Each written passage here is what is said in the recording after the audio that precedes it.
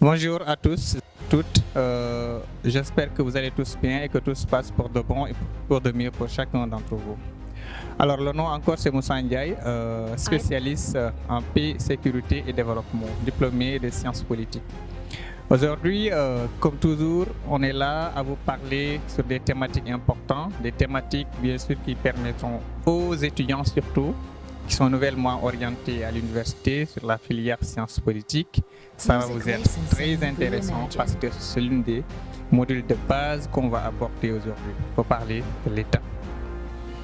Alors, l'État, c'est un concept qui est très important à savoir et qu'on parviendra à le décrypter, vous et moi. Chacun d'entre vous comprendrez ce que c'est que l'État dans sa globalité et quelles sont ses missions qui lui sont assignées par le peuple. Donc l'État, définitionnellement, c'est le cadre institutionnel d'expression du pouvoir. Donc certains le définissent comme ça. D'autres disent que l'État, c'est une personne morale de droit public. Donc, faisant que son statut est immunisé par la Constitution qu'il a vu naître.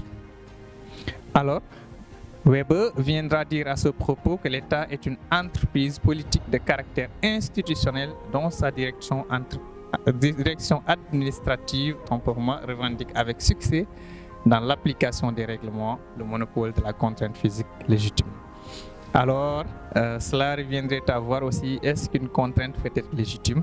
Donc c'est une autre question, on va en discuter dans d'autres vidéos. Important de savoir aussi, l'État, comme je l'ai dit, c'est différentes définitions qui peuvent être données à l'État et que chacun aussi d'entre vous peut définir l'État selon sa vision des choses, selon ses orientations qu'il le donne. Parce que c'est un concept qui est polysémique et qu'il n'y a pas d'unanimité de définition autour de ce concept. Alors, parler de l'État aussi, c'est parler de ses missions de service public, parce que l'État est un cadre, est un système de relations sociales les plus aboutis depuis fur du temps, qui a été mis en place par la volonté générale. Donc, quel que soit son statut, il a une mission. Et sa première des missions, c'est quoi? La paix et la stabilité sociale. Donc, quelles que soient les missions qui lui sont sujettes par la société, il doit assurer d'abord la paix et la sécurité. En dehors de ça, donc cette paix et la sécurité-là s'assurent par le biais de deux institutions fondamentales que l'État elle-même a mis en place. C'est quoi? La police administrative et la police judiciaire. Donc il faut comprendre par ces deux principaux missions comme mission de prévention, la police administrative, et mission de correction, c'est la police judiciaire. Alors, ce qui caractérise l'État aussi, se manifeste par sa bureaucratie. Donc la bureaucratisation de l'État, caractéristique évidente pour identifier l'État depuis l'étape centrale jusqu'à l'étape déconcentrée ou même décentralisée. Il y a une organisation bureaucratique qui est faite autour de l'État. Alors, maintenant, ce caractère bureaucratique et le caractère monopolistique, c'est pourquoi sa souveraineté est très importante. Si l'État n'est pas souverain dans un peuple, donc l'exercice de ses fonctions n'a point d'importance. Parce que c'est la souveraineté qui lui confère le pouvoir absolu de pouvoir travailler dans un mandat bien déterminé. Mais il arrive que peut-être des États, dans l'exercice de leurs fonctions, commettent parfois des actions attentatoires vis-à-vis du peuple. Il y en a beaucoup, surtout dans la sous-région africaine, pour qu'on parle de tripatouillage constitutionnel et autres, pérennisation de statut de l'État ou de chef de l'État au pouvoir. Donc c'est quelque chose qui arrive tout le temps, surtout dans les communautés africaines ou les territoires africains. Mais ça, ce sont des aléas qui vont avec le pouvoir, parce que ceci aussi explique le fait de dire ce qu'est réellement le pouvoir. Parce que certains définissent le pouvoir comme étant la chance de faire triompher au sein d'une relation sociale sa propre volonté. Mais le pouvoir, selon moi, c'est quand on a la capacité de changer le cours des événements. Peu importe les moyens dont on a pour changer le cours des événements. Donc, Ainsi, on a du pouvoir. Mais sinon, on ne peut pas faire ça, donc on n'a pas de pouvoir. Le pouvoir, c'est le pouvoir d'influence. Le pouvoir, c'est le pouvoir de sublimation, de subordination. Et comme ça, que ça soit l'État ou quelqu'un d'autre qui le détient, donc il détient le pouvoir. Pour aussi qualifier les types de pouvoirs qui existent.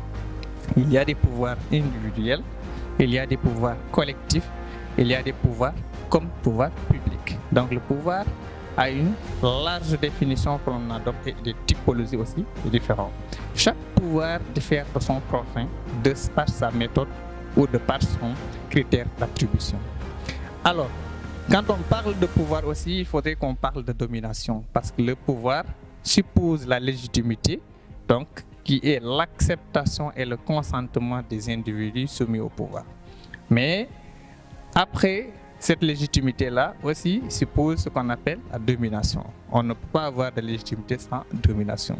Donc il y a des types de domination qui nous sont conférés par la tradition, par le droit et même par la qualité humaine. Pour parler de domination charismatique qui symbolise le charisme de la personne, c'est à travers cette dernière que la personne parvient à sublimer des gens, un groupe de gens, pour qu'ils adhèrent à sa cause ou à son idéologie, ou même demandent des voix lors des élections présidentielles ou législatives.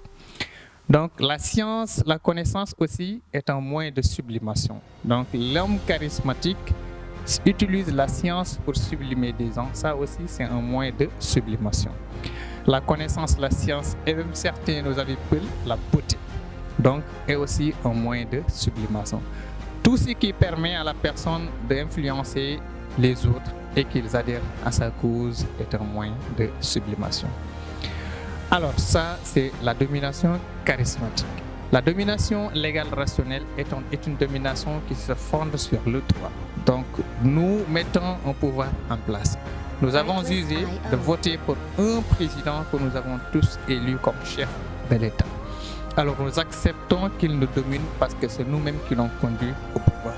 Cette sorte de domination qu'il exerce sur nous est une domination légale et rationnelle. Nous l'acceptons parce que c'est nous qui l'ont conduit au pouvoir. C'est pour ça qu'on parle de domination légale rationnelle.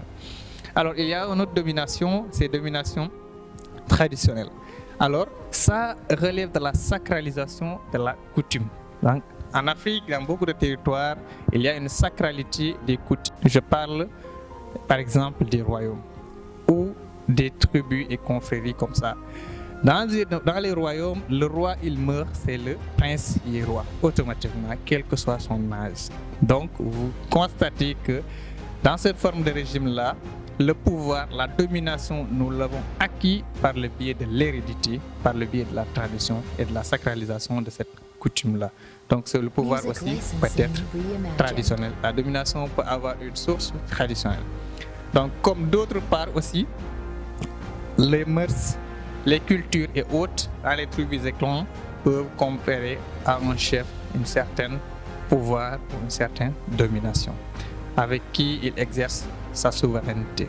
Alors le concept de souveraineté aussi est important, parce que l'État, pouvoir, domination, s'exprime en gros la souveraineté de l'État. Il y a des souverainetés internes comme des souverainetés externes.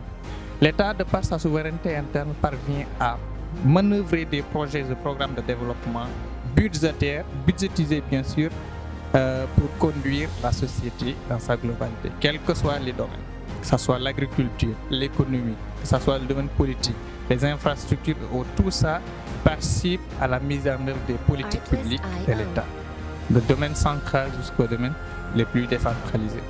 Donc, ça aussi, ça aide à l'État de contribuer au développement et de s'acquitter de la tâche qui lui a été assignée par le peuple, qui est les services publics, et de ne jamais commettre des attentats, des actes attentatoires vis-à-vis du peuple qu'il a élu. Alors, ça aussi c'est important. J'ai parlé des missions, j'ai parlé du pouvoir, j'ai parlé bien sûr des définitions de l'État. Aussi, il est important de savoir cette souveraineté interne, sur quoi elle s'applique, mais aussi si l'État veut avoir une leadership surtout dans nos territoires africains. Aujourd'hui, je prends l'exemple du Sénégal. Le Sénégal affiche un leadership de masse très important sur le plan international, surtout avec l'invention du PSE. Je ne vante pas du président Sall parce que le PSE a permis au Sénégal aujourd'hui d'avoir une souveraineté interne sur beaucoup de domaines. Ils ont un mainmise, même si le développement n'est pas à son summum, mais il est en voie. Donc, beaucoup de territoires africains trouvent essence et référence sur le Sénégal comme pays de référence dans le modèle économique parce qu'on parle de transformation structurelle de l'économie en passant par des secteurs porteurs et clés. Donc, ça, c'est une souveraineté interne, même si il y a aussi des aléas de mise en œuvre de ces politiques publiques-là. Et pour parler de la souveraineté externe maintenant, l'État, dans l'exercice de ses missions de service public, est aussi premier acteur des relations internationales parce qu'on parle de l'État et le premier acteur des relations internationales. Sans État, il n'y a pas de relations internationales. Il n'y a pas de communauté internationale, il n'y a pas de société internationale parce que c'est différent, ces deux concepts aussi. Donc, de par son influence, de par ses capacités, de par les pactes qu'ils nouent entre États au niveau international, parviennent à exprimer leur souveraineté sur le plan international, notamment dans les accords ou traités qu'ils signent pour la mise en œuvre des programmes et des projets de développement global. Quand on parle de globalisation ou quand on parle de gouvernance mondiale, donc les États se réunissent autour d'une table. Il y a des communautés comme la CEDEAO, des communautés comme les Nations Unies et autres, donc, qui sont composées d'États.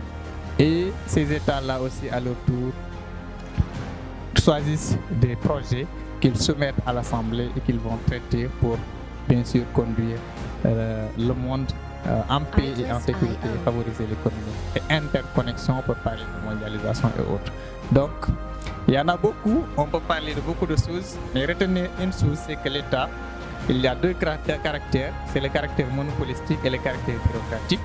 Donc, deux missions principaux, mission de police administrative et mission de police judiciaire, et des définitions comme État est une personne morale de droit public, dont le statut est immunisé par la Constitution, parce que sans Constitution, il n'y a pas d'État. C'est l'article 16 de la DDAC qui le dit. Donc, ça, tout le monde le sait. Sans État, sans Constitution, il n'y a pas d'État. On ne peut pas parler d'État sans Constitution. Alors, j'ai parlé aussi de la définition selon laquelle l'État, c'est le cadre institutionnel d'expression du pouvoir. Je pense que vous tous, vous allez comprendre cela parce que c'est un système de relations sociales qui permet de lier les gens, lier les institutions et tous fonctionnent selon leurs prérogatives qui leur sont assignées par cette volonté générale-là qui a vu naître l'État. Alors, la définition aussi selon laquelle c'est une entreprise politique, la définition webérienne aussi, c'est sa conception de l'État et que chacun aussi peut donner des orientations ou des définitions qui lui est unanime. Peut-être il n'y a pas d'unanimité, mais qui lui est propre. Ça, c'est l'État dans sa globalité. Mesdames et messieurs, je pense que dans les autres vidéos à venir, on va approfondir et détailler ce que c'est que l'État et certaines de ses aussi missions de service public peut-être qu'on peut aborder et qui va être intéressant pour vous et nous et qu'ensemble nous pourrons explorer le monde de la scientificité avec notre manière et nos capacités personnelles. Et merci beaucoup, nous nous retrouvons dans d'autres vidéos et d'ici là, prenez soin de vous. Merci beaucoup.